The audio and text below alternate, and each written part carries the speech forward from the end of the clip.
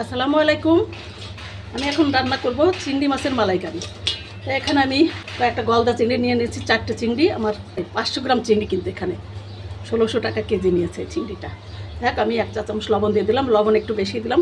লবণ দিয়ে আমি একটু ভেজে নেব, যেহেতু এটা একটা খোসা সহ করা হবে, এজন্য আমি হালকা করে একটু সাথে করে নিব। আর যদি আমি সিলে করতাম তাহলে এটা প্রয়োজন হতো না ভেজে নেওয়ার রিজনটা হচ্ছে এর ভিতরে লবণটা মরিচটা ভালো যাবে। আর যদি খোসা ছাড়িয়ে করি তাহলে ওটা কোনো প্রয়োজন হয় না। আধা চা চামচ হলুদ দিলাম, আধা চা চামচের কম মরিচ দিলাম, শুকনো মরিচের গুঁড়া। এটা মাখিয়ে মেরিনেট করে দিয়ে দেবো। এটা মাখানোর সময় কিন্তু খুব সাবধানে মাখাবেন। 2-3 মিনিট রেখে দিব। পাতিলটা গরম করতে দিয়েছি। মালাইকারি অনেকে অনেকভাবে করেন, তা আমি এইভাবেই করি। এখানে পাতিলটা আমার গরম হয়ে গিয়েছে, তেল দিয়ে দিলাম, পরিমাণ মতো তেল দিলাম।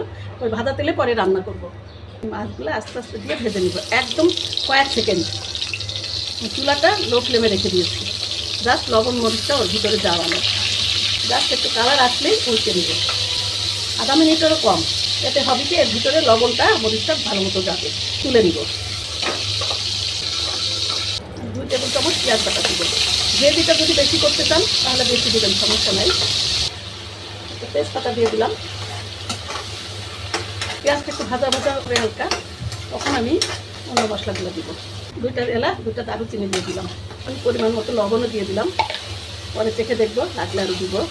পেঁয়াজটা একটু ভাজা ভাজা হয়ে গেলে এখানে আমি 1 চা চামচ রসুন বাটা, আধা চা চামচ আদা বাটা দিয়ে নিয়েছি। মশলাটা একটু কষিয়ে নেব। হলুদ দিয়ে দিলাম আধা চা চামচ, জিরা দিয়ে দিলাম আধা চা চামচের একটু কম। অনেকে মালাইকারিতে সরিষা বাটা ইউজ করেন, সরিষা তেল দিয়ে যখন করা হয় সরিষা বাটা ইউজ করা হয়, সেটা স্বাদ একটু অন্যরকম হয়, একটু আচার আচারের একটা ভাব চলে আসে। শুকনো মরিচ দিয়ে দিলাম, আধা চা চামচের একটু বেশি দিলাম শুকনো মরিচ। এটা ঝাল ঝাল খেতে বেশি ভালো লাগে।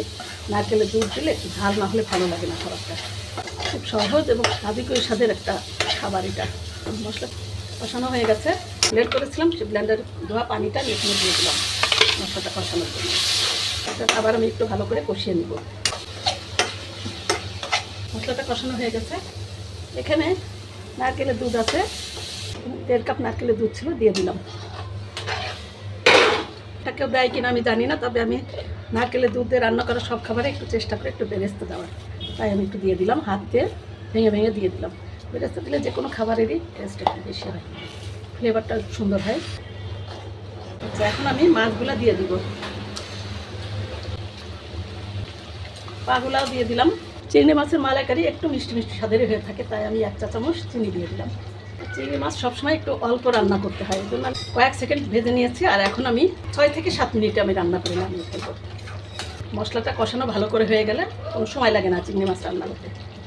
3-4 মিনিট ঢেকে রেখে দেবো, লবণ চাকবো। পরে নামানোর আগে আমি একটু গরম মশলা ছিটিয়ে দিয়ে দিলাম, আর একটু ঘি দিয়ে দিলাম। কয়েকটা কাঁচামরিচ দিয়ে দিলাম। ঢেকে রেখে দিব 4-5 মিনিট। এখন বাটিতে তুলে নিব। এটা অর্ডার আছে, এর জন্য বাটিতে তুলে নিচ্ছি আমি এখান থেকেই।